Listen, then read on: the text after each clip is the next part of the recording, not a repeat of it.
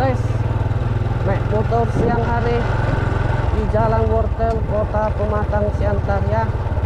Jalan Wortel, Kota Pematang Siantar.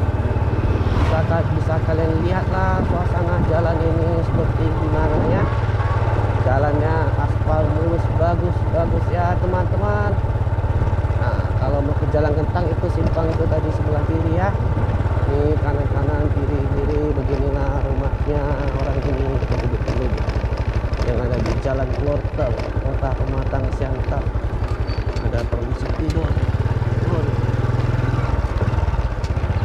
Ya teman-teman ya, beginilah suasana Jalan Wortel, Kota Pematang Siantar ya. Jangan lupa subscribe channel saya, like video ini, gambar lonceng dipencet, share video ini ke teman-teman kalian ya. Yang mau request juga boleh ya, silakan request, tulis di komentar ya. Oke, saya tunggu komentar kalian.